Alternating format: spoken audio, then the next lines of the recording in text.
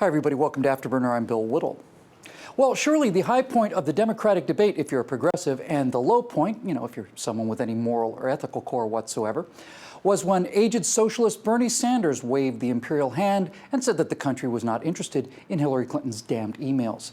Hillary, as you can see, bears the same look that the far more personable Ebenezer Scrooge had the morning he woke up and realized there was still time to cook Tiny Tim's goose and save his own. Now, a few days later, CNN's Jake Tapper questioned the former Secretary of State about the latest in the ongoing revelations about felonious incompetence, graft, and mendacity, and this was her reaction. I know Bernie Sanders said that, quote, the American people are sick and tired of hearing about your damn emails. But there are a lot of people who are not. Well. Including FBI officials looking into whether national security was compromised because of this server. It's hilarious because it's treason and a felony.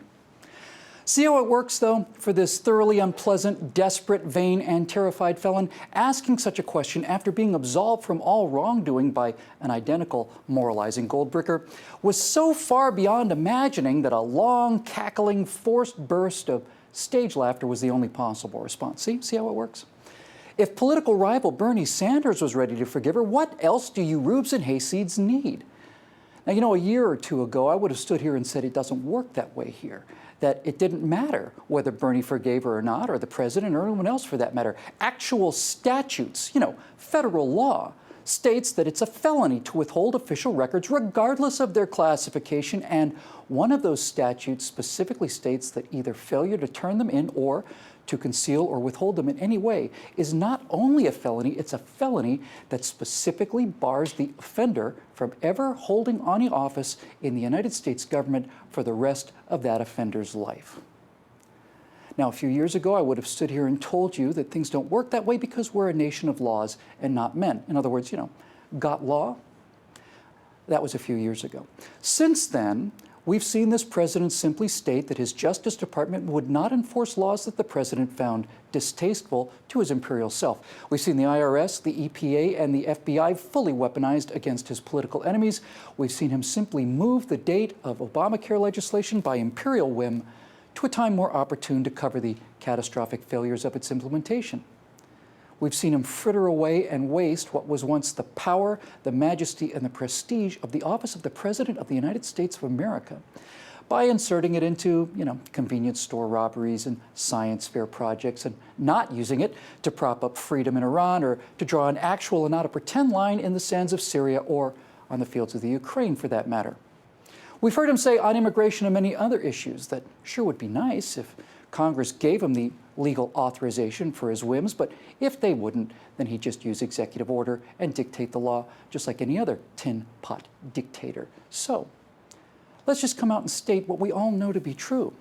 Hillary Clinton will either walk scot-free for treasonous graft and criminal incompetence, or she will be indicted and lose the nomination solely on the personal whim of Barack Hussein Obama and the merits of the deal that the Clintons can cut with His Majesty in order to save her skin. Everybody knows this is true. Everybody knows that justice, in the absence of a press corps, is now at the whim of this president, and the only reason she's being prosecuted in the first place is because it pleases Barack Obama to do so. There's a credible story that she went to him in a rage and told him, quote, "Call off your f***ing dogs, Barack. I can remember a time when they weren't his f***ing dogs at all. I can remember when the dogs could not be called off because the FBI and the Justice Department were beholden to enforcing the law of the land and not the whims of the emperor." So, how does Barack Obama get away with the same kind of autocratic lawlessness that we fought a revolution against? Because he's black, that's why. Any other questions I can help you with?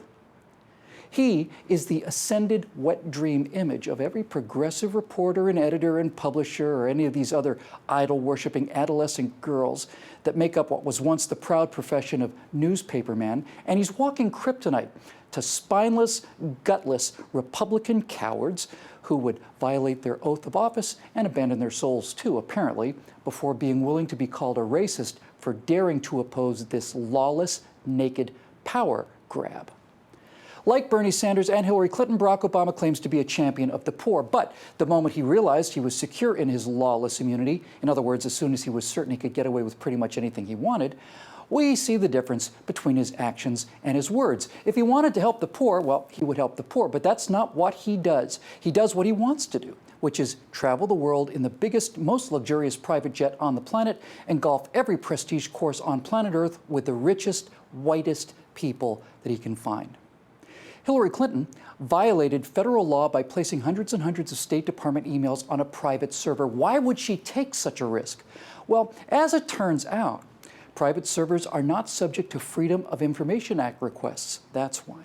And since she was a leading Democrat and therefore immune to annoying press investigations and therefore above the law, she thought that she could get away with it because her email records clearly show the money for influence, raw, naked graft at the intersection of the State Department and the Clinton Foundation, where foreign powers make a multi-million-dollar donation to the foundation and U.S. trade laws are quietly adjusted in their favor. And of course, Bernie Sanders, who apparently has never worked 1 hour of his life in a job that was not paid for by taking money at gunpoint from people who generate actual wealth.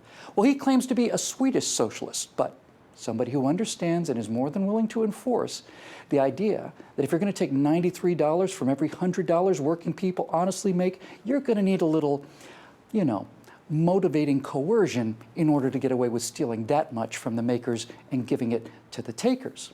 Of course, he can forgive Hillary her felony. She's cut from the same miserable cloth that he is. Hillary Clinton wrote, "It takes a village," because if it takes a village, then guess what? It also takes a village chief. Guess who she has in mind? We fought a revolution not because of taxation, but because of taxation without representation. It was the sheer imperial lawlessness of it that forced our ancestors to take up arms against their own illegitimate government. And I'm beginning to wonder if we might not have just one more left within us, and I'm not alone.